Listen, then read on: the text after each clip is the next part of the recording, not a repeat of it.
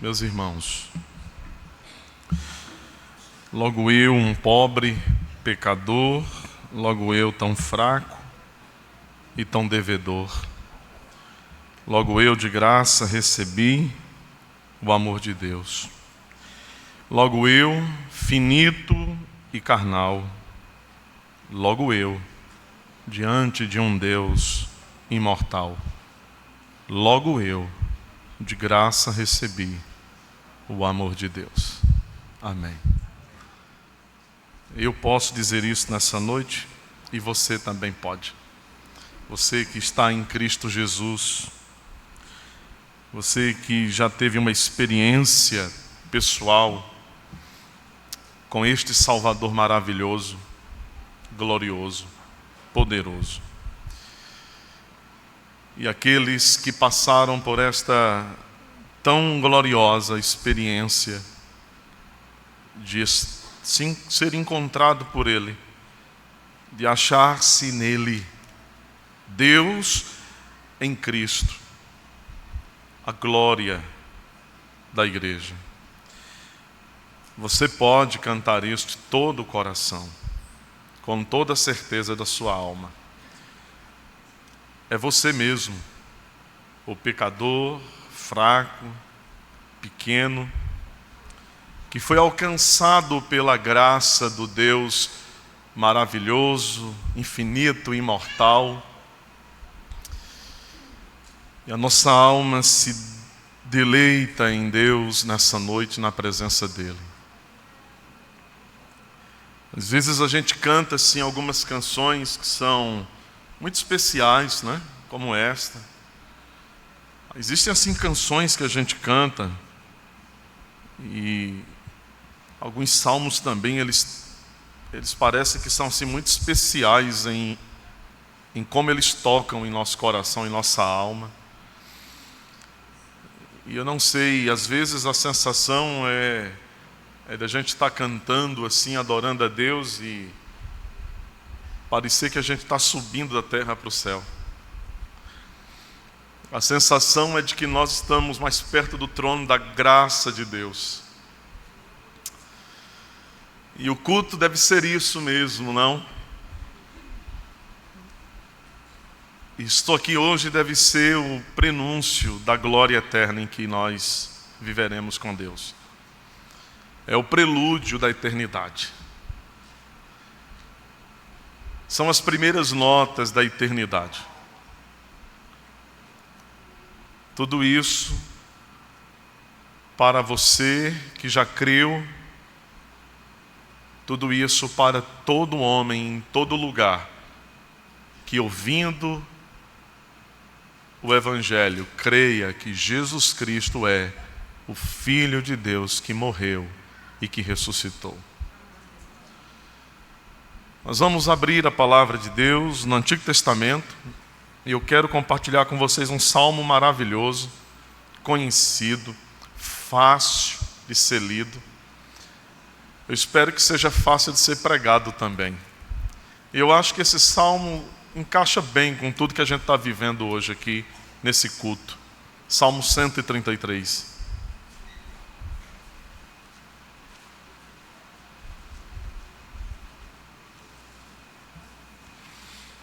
Salmo 133.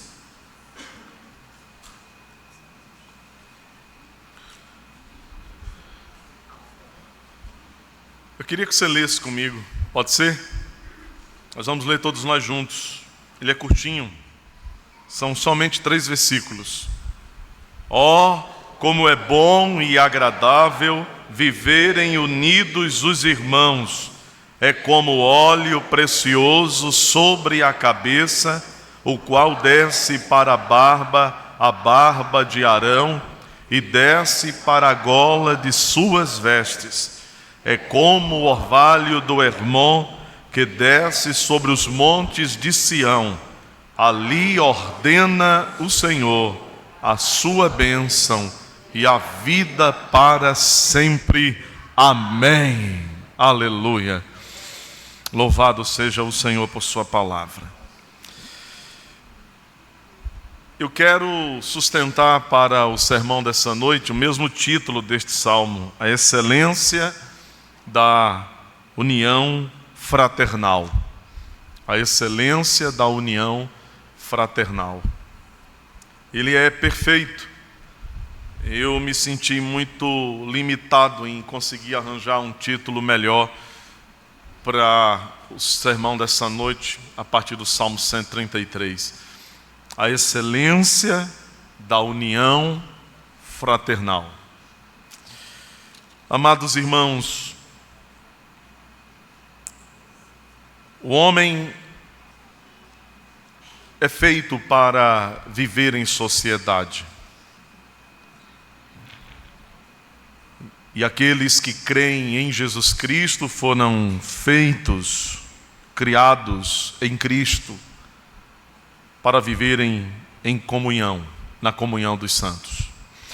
Estas palavras não são minhas, elas foram escritas no comentário deste salmo pelo puritano Matthew Henry, que comentando o Salmo 133, ele diz isto: o homem existe para formar a sociedade, compor a sociedade, estruturar a sociedade humana. E os crentes em Jesus Cristo foram feitos assim, estabelecidos no mundo, para que vivam a comunhão dos santos. Essas palavras deste profícuo pregador do passado são perfeitas, se encaixam perfeitamente no salmo que nós acabamos de ler nesta noite. No Novo Testamento, comunhão é a tradução de uma palavra que talvez já esteja integrada e faça parte de um vocabulário cristão, assim um tanto geral, já de domínio, que é a palavra koinonia. A palavra koinonia, ela é traduzida no Novo Testamento como comunhão. Ela indica esta associação de pessoas, esse ajuntamento de pessoas. Koinonia, ela, que é uma palavra grega do Novo Testamento, ela indica também, ela também expressa um tipo de relacionamento íntimo entre irmãos, uma amizade estreita, uma amizade muito próxima. Ela fala de fraternidade. Mas é curioso que koinonia também pode ser traduzida no Novo Testamento, e ela é traduzida no Novo Testamento como generosidade. Especialmente quando o contexto em que ela aparece traduzida por generosidade é um contexto de ação para o socorro daqueles que estão necessitados no meio do povo de Deus. Um exemplo disso está na carta que Paulo escreveu aos Romanos, no capítulo 15, e no versículo 26, e na carta do apóstolo de Cristo aos Romanos, capítulo 15, 26, Paulo escreve, dizendo que a igreja da Macedônia e da Acaia havia levantado uma oferta, uma contribuição em favor dos irmãos que estavam passando por necessidades lá em Jerusalém, para onde Paulo estava indo, e ele levaria esta oferta, este donativo, esta ajuda da igreja da Macedônia e da Acaia. E a palavra que Paulo ele usa para escrever isto, sobre isso aos romanos, a palavra que está traduzida na nossa Bíblia como contribuição ou oferta, foi levantada uma contribuição, é a palavra koinonia. Então a palavra koinonia aqui, ela que pode ser interpretada como uma expressão de generosidade, ela ganha esse contorno dentro desse contexto de socorro àqueles que estão padecendo. E isso tem tudo a ver com o significado de união fraternal, de vida, de irmandade, de fraternidade, em que aqueles que estão necessitados não podem passar despercebido aos nossos olhos. É uma palavra especial nas Sagradas Escrituras. No livro de Atos dos Apóstolos, escrito por Lucas, no capítulo 2, a partir do verso 42, ele descreve a igreja do primeiro século, a igreja logo depois da descida do Espírito Santo, no dia de Pentecostes. E ele diz que aquela igreja, aqueles irmãos, viviam em comunhão, koinonia. E não há, certamente, em todo o Antigo Testamento, uma passagem dessa Escritura, não há em toda a extensão do Antigo Testamento uma outra porção das Escrituras que possam ser como que um credo à comunhão, uma confissão à comunhão, além do Salmo 133. Ele é perfeito. E como não haveria de ser, ele é a palavra de Deus, inspirada, poderosa. Nós já cantamos muitas vezes este salmo, musicado e adaptado à linguagem mais contemporânea. Quão bom, quão agradável, há uma versão que diz quão suave, quão prazeroso, quão deleitoso é viverem unidos os irmãos. Certamente este é o hino de celebração à comunhão daqueles que creem em Deus. É o estandarte da comunhão estendida diante de todos que possam olhar na direção destas letras. Este é mais um dos tesouros de Davi, meus irmãos. É mais um dos salmos que Davi escreveu. É um dos salmos, desse conjunto de salmos que são chamados de salmos de romagem, de romaria. E não tem nada a ver com Maria, nossa irmã Maria, não é nada disso. Mas salmo de romagem, salmo dos degraus, o salmo dos peregrinos de Sião, que vindo de todas as partes, seguiam na direção de Jerusalém para adorar o Senhor, nas festas sagradas do Antigo Testamento. E enquanto eles viajavam, eles entoavam, famílias cantando, homens e mulheres cantando, crianças cantando, amigos próximos, parentes, vizinhos, gente de uma tribo, gente de outra tribo, de outra e outra e outra, unidos, uma única voz, uma única boca, um único coro, uma única declaração. Oh, quão maravilhoso é viverem unidos os que creem! Como é bom que vivam unidos, como é agradável viverem unidos os irmãos. Davi, meus irmãos, ele pôde ver que não apenas do lado de fora, não apenas fora dos muros, fora dos portões de sua casa, mas ele pôde ver também Davi, o poeta de Deus, o escritor deste salmo. Ele contemplou dentro da sua própria casa, não apenas fora dela, mas também dentro da sua própria casa, na sua família, entre os seus, os mais chegados do seu coração. Davi, ele foi testemunha de como lutas, disputas, conflitos, interesses pessoais, injustos, como tudo isso somado é capaz, tem o poder de destruir os relacionamentos, de fracassar os projetos, de arruinar as emoções, de ferir os corações. As tensões vividas pelas pessoas de um contexto.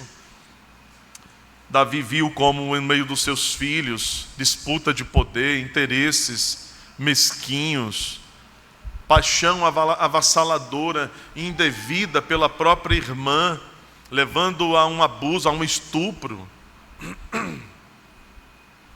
Davi pôde ver como estas coisas, elas têm o poder de separar as pessoas, de destruir os relacionamentos, de criar muros, dividindo pessoas de um lado e de outro, deixando marcas, causando dores, tristezas profundas, dilacerantes. Nós sabemos, meus irmãos, que as divisões, que as disputas e ciúmes, tudo isso afeta a vida de qualquer um. E o apóstolo Paulo, escrevendo aos Gálatas sobre o fruto do Espírito e a obra da carne, Paulo diz que estas coisas, estas disputas e ciúmes e partidos e contendas e brigas, tudo isso é obra da carne. Porque o fruto do Espírito é totalmente diferente disso. A comunhão, a unidade, os efeitos dessa comunhão, os efeitos benéficos, positivos, terapêuticos, restauradores disso na alma, na mente, no coração, é fruto do Espírito de Deus. E no Salmo 133, Davi, ele compõe aqui um hino de gratidão a Deus pela união daqueles que confessam o bom nome do Senhor. Isso fala sobre nós. Não? Sim, isso fala sobre eu, sobre você. Fala sobre cada um de nós que aqui estamos, que confessamos o bom nome do nosso bom e generoso Deus. Então, quando nós lemos este salmo, ou quando nós cantamos este salmo, nós também celebramos diante de Deus esta comunhão, demonstrando, meus irmãos, que ao mesmo tempo em que essa koinonia é o resultado, em que essa comunhão é o resultado de nossa disposição em cultivá-la, em promovê-la, nós devemos ser agentes, promotores dessa koinonia no meio da igreja, dessa comunhão que sara, que cura, que restaura, que é terapêutica na vida do povo de Deus, na vida dos irmãos. Mas ao mesmo tempo em que esta koinonia é o resultado de nossa dedicação em promovê-la, de cultivá-la, de investir para que isso seja uma realidade em nossa vida, ao mesmo tempo que isto é verdadeiro, ela é também, meus irmãos, o fruto da bênção de Deus sobre o povo de Deus. É o que o Salmo está dizendo. Deus abençoa os que o temem, promovendo pelo Espírito dele esta bendita comunhão. Davi, então, ele aponta, ele coloca na direção, meus irmãos, ele aponta para o fato de que a verdadeira união, essa verdadeira fraternidade, ela tem origem na pessoa de Deus, em Cristo Jesus, sem dúvida, pensando numa teologia do Novo Testamento, porque é Deus em Cristo nos conectando a Ele, é Deus em Cristo promovendo em nós todas estas dádivas e realidades espirituais que são tão gloriosas, tão maravilhosas. As palavras que Davi coloca aqui, as palavras que ele usa para formar este salmo, elas têm como contexto histórico o seu próprio reinado. Davi compõe salmos, ora, que tocam com respeito ao momento da sua vida em que ele estava sendo perseguido, e ele vai compor salmos onde ele expressa a sua perplexidade pela maneira como os homens, o rei e os seus inimigos o odiavam e o caçavam como um cão. Então ele compõe salmos dentro dessa perspectiva, dentro desse contexto, onde ele expressa suas angústias, seus sofrimentos. Quando abatido em sua alma, ele compõe salmos expressando isso. Não é diferente com o Salmo 133, que Davi, ele compõe e ele está apontando na direção dessa verdadeira união, dessa comunhão verdadeira, e as palavras que ele usa para estruturar e criar este salmo, elas estão dentro do contexto do seu reinado. Porque quando Davi, ele assumiu de vez o trono em Israel, em Jerusalém. E ele levou a arca do Senhor para Jerusalém. Ele colocou o seu trono aonde o Senhor havia dito que estaria o trono de Deus, em Sião. O Senhor, que habita nos céus, colocou o seu trono em Sião. Davi agora estabelecido no trono, o trono de Davi, o trono da dinastia, que aponta para o trono do Messias, para o trono de nosso Senhor e Salvador Jesus Cristo. O seu reinado, um tipo, uma imagem do reino daquele cujo reino é de eternidade a eternidade, cujo reino é sem fim. Este salmo foi promovido num tempo de paz, de unidade, de prosperidade em Israel. Ele foi escrito e, ao ser cantado, ao ser entoado, ele deveria recobrar no coração de cada israelita, de cada crente da antiga aliança, essa perspectiva tão preciosa de paz, de unidade, de prosperidade. E como eu disse no início, é um salmo muito curto, são 3 versículos apenas, e nós podemos dividi-lo exatamente assim, em 3 pontos, em 3 partes, e olhar para cada uma delas, observando, prestando atenção, extraindo lições que podem nos edificar muito ainda nessa noite. A primeira delas, versículo 1, a vida em comunhão é um bem necessário ao povo de Deus. A vida em comunhão é um bem necessário ao povo de Deus. Davi, ele começa o salmo afirmando o caráter desta união entre os irmãos. Ele diz que é algo bom e agradável. É a natureza dessa união, é algo bom. Isso é prazeroso, isso é agradável e, sem dúvida, absolutamente, queridos irmãos, sem dúvida, é o tipo de vida que Deus deseja, que Deus quer para nós. Uma vida boa, uma vida agradável a Ele. Nós já aprendemos um pouco disso hoje pela manhã. E Davi coloca então uma ênfase muito forte aqui nesse modo de vida, nessa maneira de viver, de tal modo que a maneira como ele inicia este salmo nos leva a pensar na comunhão dos irmãos como um dos bens mais preciosos da vida cristã. A comunhão entre nós, a comunhão do povo de Deus, como um dos bens mais preciosos de Deus para o povo dele.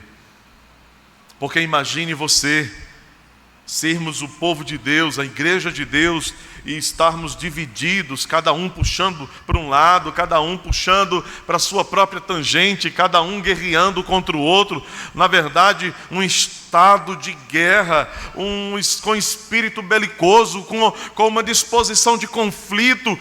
Certamente este não é o quadro de Deus para o povo dele, não é a expectativa de Deus para o seu povo. Não há dúvidas.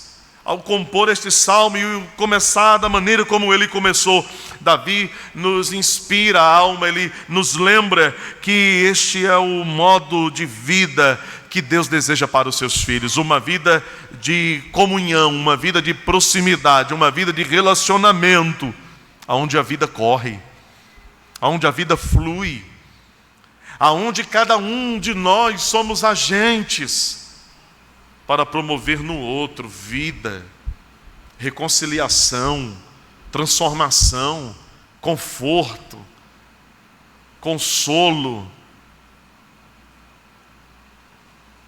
Uma das principais realizações do povo de Deus, uma das coisas principais que nós fazemos, que nós efetuamos como povo de Deus, sem dúvida, uma das principais é o culto a Deus que nós oferecemos a Ele. é adoração, é parar a nossa vida nesse dia, é parar nossas atividades, é fechar o comércio, é guardar a banca, é guardar os instrumentos do trabalho, porque nós vamos comparecer diante de Deus para adorar o Senhor. Sem dúvida, essa é uma das coisas mais extraordinárias e preciosas que nós fazemos como povo de Deus, como igreja de Deus. E quando a gente pensa sobre isso, quando a gente pensa nesse ponto, fica quase impossível, meus irmãos, não perceber a relação muito próxima, muito íntima, se você puder olhar entre o Salmo 133 e o Salmo 134, porque o Salmo 133 está celebrando a comunhão dos filhos de Deus, mas o Salmo imediatamente que se segue, 134, ele bendiz a Deus e ele é um salmo de culto. Bendize ao Senhor os servos dele, na casa dele, que cultuam a ele à noite, que ergam as mãos para o santuário. Comunhão e adoração. Se uma das coisas mais preciosas que nós podemos, como igreja de Deus, realizar nessa vida é adoração, é culto a Deus, sem dúvida, isto estabelece para nós o pressuposto da comunhão, porque como nós poderemos adorar o Senhor se nós não vivermos em comunhão, meus irmãos, uns com os outros? Como nós poderemos oferecer a Ele nosso louvor, nossa gratidão, nossas ações de graças? Lembrando do que disse Jesus, se ao trazer a oferta, você se lembrar que tem um problema, tem uma dívida com seu irmão, vai, resolve com ele primeiro, não é? Acerta as contas, põe as coisas em dia, apara as arestas, vem e deixa a tua oferta. Comunhão precede adoração. É importante, é necessário. Assim como o Salmo 133 precede o Salmo 134. O primeiro enfatizando comunhão com Deus, o segundo enfatizando a adoração que se deve dar ao Senhor. Isso é tão intenso, essa relação que não deve ser quebrada, não deve ser separada. Então, se nós estamos aqui para adorar a Deus, e de forma assim ainda mais em relevo, estamos aqui nessa noite para participar do maior símbolo, do maior emblema de comunhão, o pão e o vinho do Senhor. Se estamos aqui para adorá-lo, para bendizê-lo, quão urgente se faz então que nós possamos resolver nossas pendências pessoais, derrubar os muros,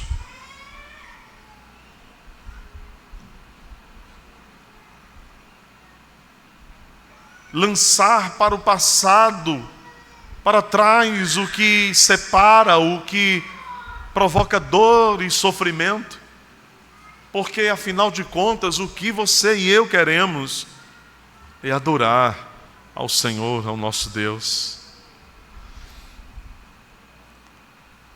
Às vezes não é fácil acertar as contas, não é? Às vezes não é fácil ir ao outro, olhar no olho. Às vezes não é fácil pedir o perdão, mas às vezes não é também fácil dar o perdão por causa do orgulho, da dureza do nosso coração. Mas se nós somos filhos de Deus e estamos querendo adorá-lo, nós não confiaremos no nosso braço de carne, mas nós depositaremos a nossa confiança no Senhor que nos redimiu do poder da morte e do pecado. Então, o que devemos concluir a partir disso? Assim como é fundamental fundamental para o povo de Deus adorá-lo, precisa ser também fundamental vivermos em comunhão. Você está em comunhão com seus irmãos? Você está em comunhão com aqueles que confessam a Jesus Cristo como Senhor e Salvador? E se não for assim, talvez Deus esteja lhe dando uma grande oportunidade hoje de acertar contas, de pôr em ordem as coisas. Esse viver unidos, ou viverem unidos, como exatamente diz o texto, não pode ser desprezado, negligenciado. Não pode ser negociado, meus irmãos, por interesses pessoais mesquinhos. Ou seja, quão bom e agradável é viverem unidos os irmãos. Nós não podemos prescindir a isto. Nós não podemos desprezar isso e colocar isso como que de lado por causa de nossos interesses pessoais mesquinhos. A nossa união precisa ser entendida como um bem necessário a todos os que são peregrinos do Senhor nesta terra.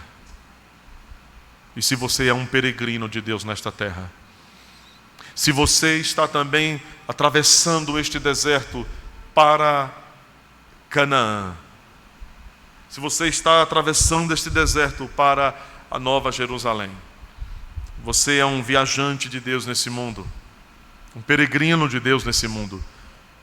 Então, comunhão é algo essencial.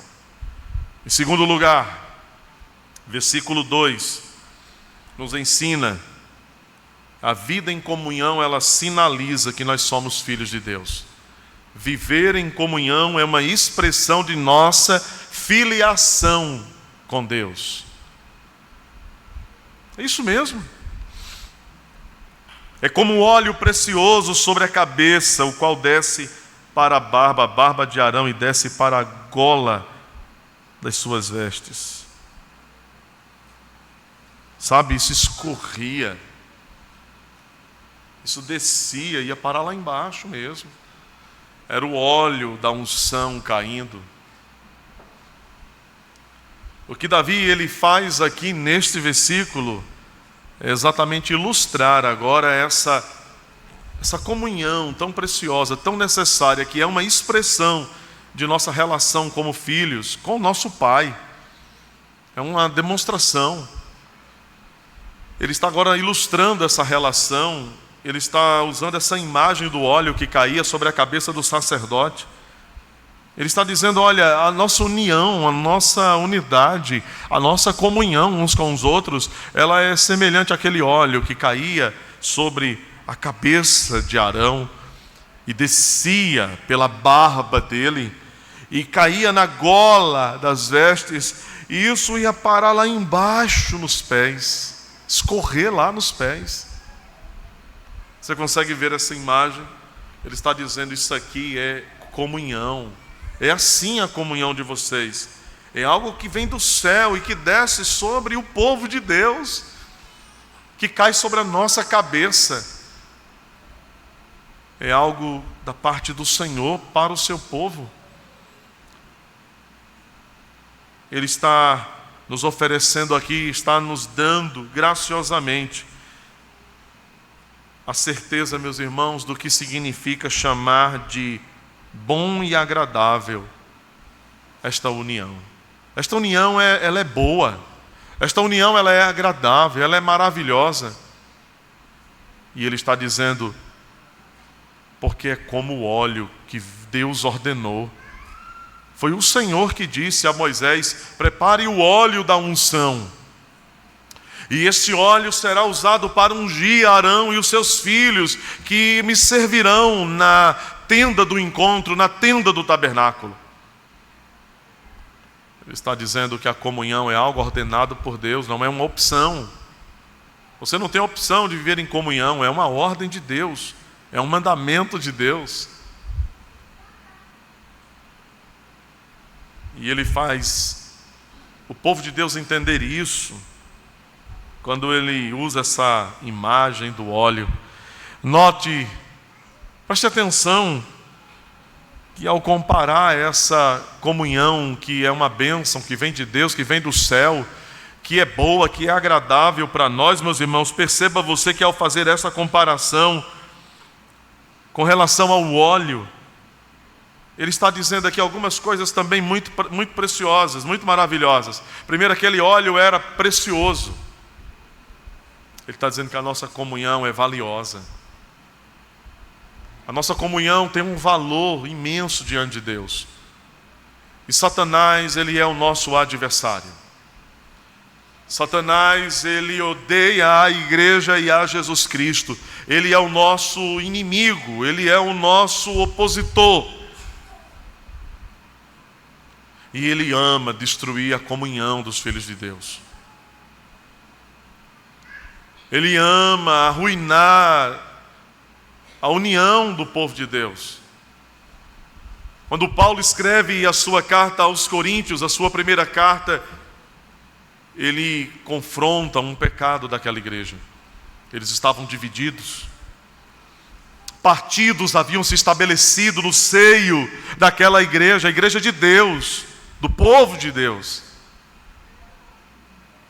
E sabe, o apóstolo Paulo chega a falar de maneira muito dura, palavras um tanto afiadas demais. Ele diz: vede como andais, como carnais e não espirituais. Vocês são carnais. Eu queria dar alguma comida mais robusta a vocês, mas vocês precisam tomar leite ainda. Vocês são meninos, crianças em Cristo. E por que isto? Porque vocês estão se devorando uns aos outros. Quem você imagina que está torcendo e vibrando e no silêncio está muito contente quando a comunhão dos filhos de Deus vai sendo solapada, arruinada, fragilizada, quebrada? Sim, o diabo, ele faz isso, ele gosta disso. E nós não devemos dar a ele, irmãos, oportunidade. Nós não devemos dar ao nosso adversário a oportunidade que ele desejaria ter entre nós, a oportunidade que ele gosta. Por isso nós devemos viver, como o apóstolo Paulo diz, com entranhados afetos de misericórdia. Não é essa a expressão que ele usa? Com entranhados afetos de misericórdia. Essa linguagem, entranhados, vem das entranhas, literalmente, com afeto das tripas. Exatamente isso. Com algo lá do seu interior. É a linguagem, sabe, para falar do homem interior. É algo profundo. Isso significa que a nossa comunhão, não uma comunhão que comparada ao óleo, valiosa, caríssima. É isso que Deus está dizendo. A comunhão de vocês, meus filhos, é caríssima aos meus olhos. Ele quer que nós entendamos que precisamos preservar isso, cultivar, considerar, meus irmãos, que a comunhão que Deus espera de nós, de mim, de você, não pode ser uma comunhão farisaica, uma coisa falsa, sabe, faz de conta. Mas precisa ser verdadeiro, precisa ser do interior, precisa ser de dentro de nós, algo que se expressa, que se manifesta. Ela é valiosa. Ela é comparada ao óleo porque ela é valiosa. Ela é comparada ao óleo caindo sobre a cabeça, para significar que ela é uma dádiva do céu, vem do Senhor, para abençoar o povo dele.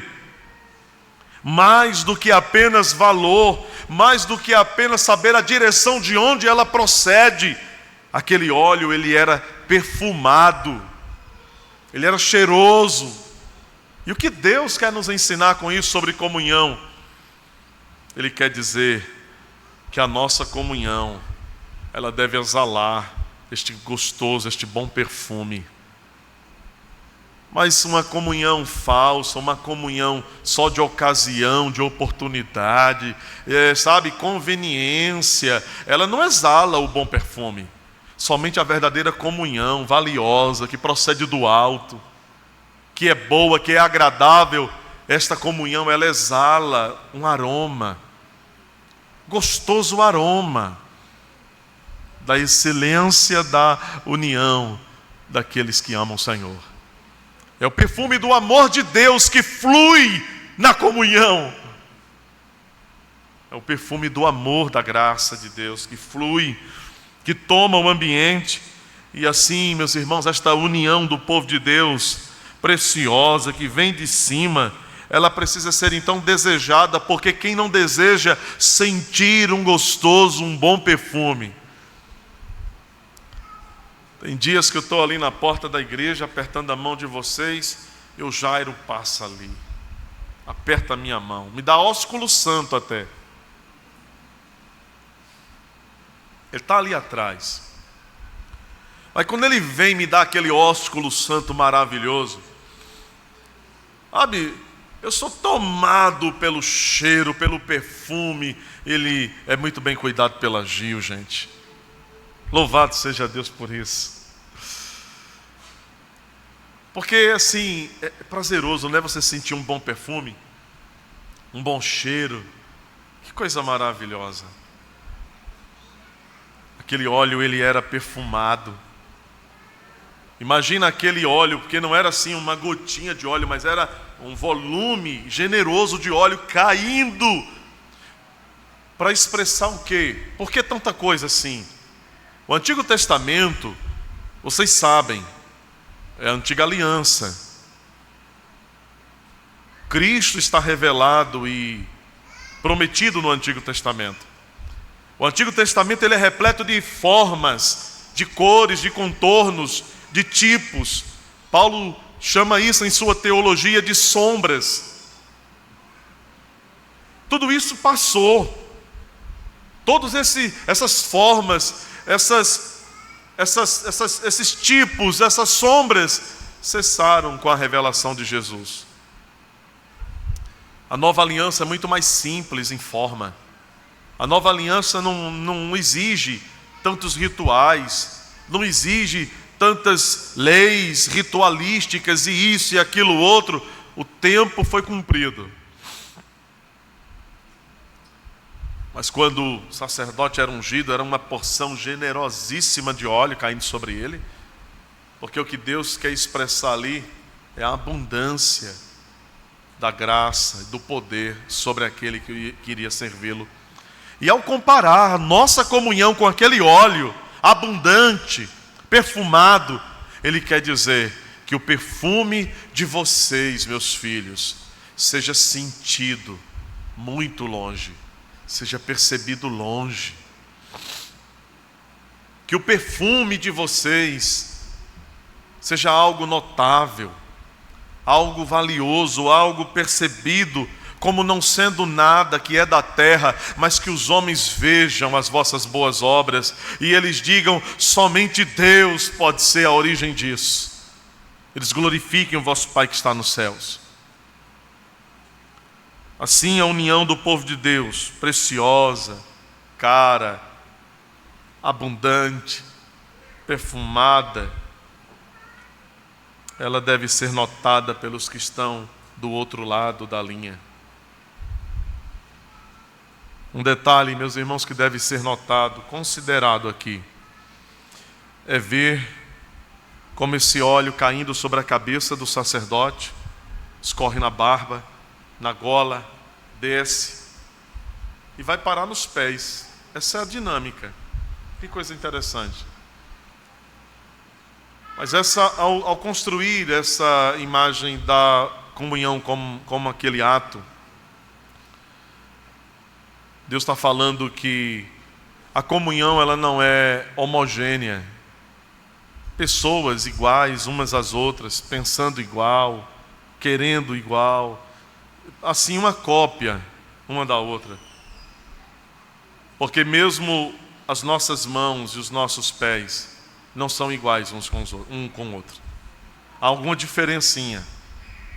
Os dedos de uma mão são mais rechonchudinhos do que o da outra, né?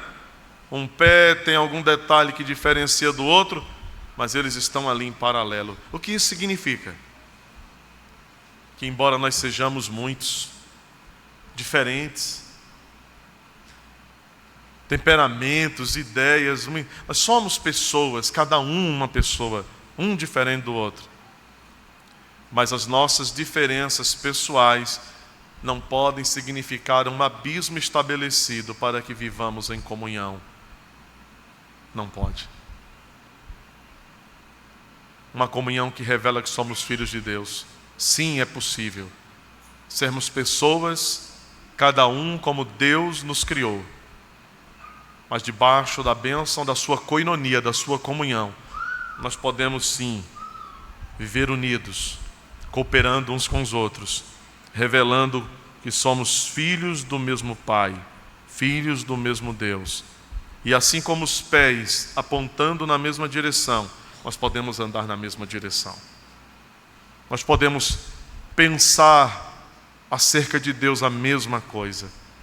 Nós podemos crer na mesma verdade, adorando o mesmo Deus, juntos, de modo que a nossa comunhão supera as nossas diferenças. Diferenças superadas pela comunhão. Porque somos um único povo. Temos um único Espírito, adoramos um único Deus e nós servimos a um único Senhor Jesus Cristo. Em terceiro e último lugar, versículo 3, a vida em comunhão é onde a bênção de Deus se propaga. É como o orvalho do Hermon, verso 3, que desce sobre os montes de Sião. Ali o Senhor ordena a bênção. Ali o Senhor ordena a vida, não hoje, não para amanhã, mas para sempre, para sempre. Aonde a comunhão procede, irriga o terreno do coração, da mente, a vida de Deus está correndo. Porque Ele é o Deus que nos chama a comunhão com Ele. Ele é o Deus que nos chama a desfrutar do perdão e da comunhão nele, com Ele. Essa é a única forma de nós sermos capacitados por Ele mesmo para compartilharmos perdão, comunhão, consolo uns com os outros. É assim que a Bíblia diz: consolem com a mesma medida que vocês foram consolados por Deus. Perdoem como Deus perdoou vocês. Acolham como Deus acolheu vocês. Sejam instrumentos de restauração como Ele foi restaurador no coração de vocês. Essa união fraternal, ela é ilustrada de outra maneira. Primeiro o óleo, agora o orvalho da noite caindo, né? Caindo sobre o monte Hermon, que desce para os montes mais baixos de Sião, mais próximos a Jerusalém. Aquela água que caía lá ia irrigar, fazer o terreno ser fértil. Essa é uma imagem de refrigério. Aquela terra era refrigerada, aquela terra era suavizada, aquela terra de dias de verão, aquele terreno de dias de verão, de muita seca, recebia refrigério de Deus, era suavizada, vitalizada, era uma terra de fertilidade, proporcionando vida, quando do céu caía o orvalho sobre o Hermon e descia aos montes de Sião. Percebam vocês que é nesse ambiente de união que Deus nos introduziu, que Ele nos estabeleceu, que Ele nos colocou união uns com os outros, que do céu Ele derrama essa bênção, essa vida, uma igreja que promove, uma igreja que cultiva. E é essa igreja que nós queremos ser, meus irmãos. Uma igreja que cultiva, que promove comunhão uns com os outros, fraternidade autêntica, verdadeira, aonde uns perdoam os outros, aonde uns consolam os outros, aonde uns pastoreiam os outros, uma igreja, uma família.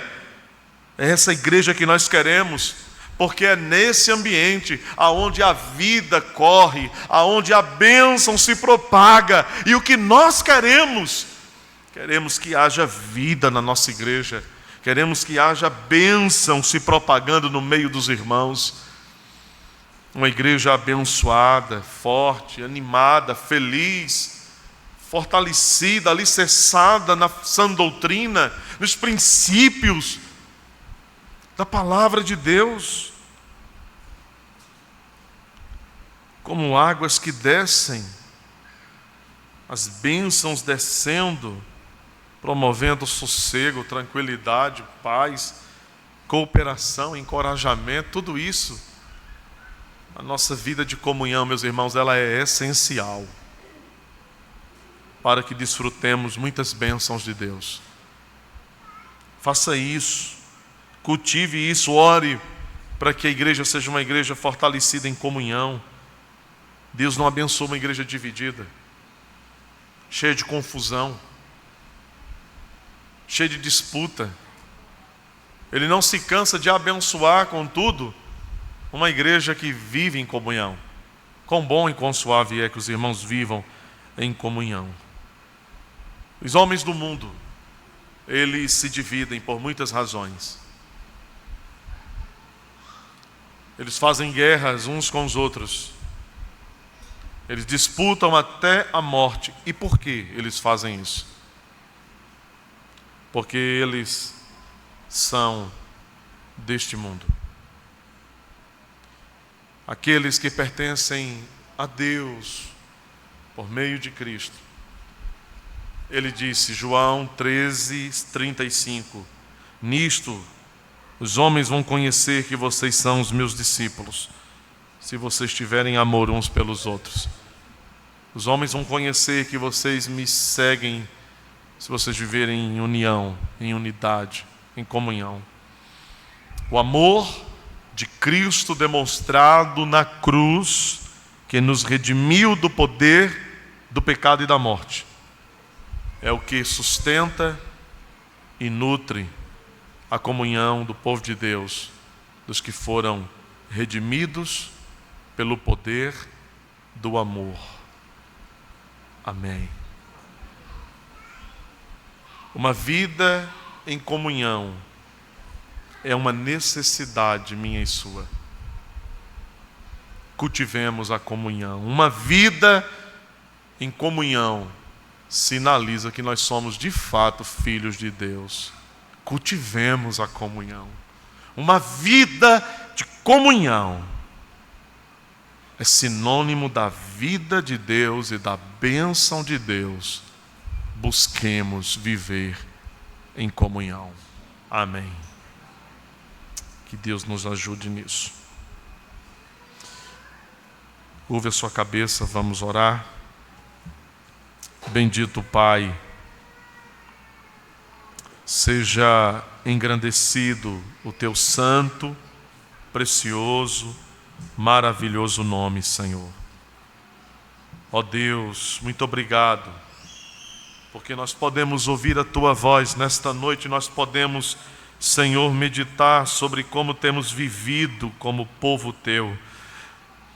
E eu peço, Senhor, em nome de Jesus, na hora em que vamos à tua mesa, que o Senhor coloque no coração de cada um de nós o desejo precioso, profundo, intenso, por vivermos em comunhão,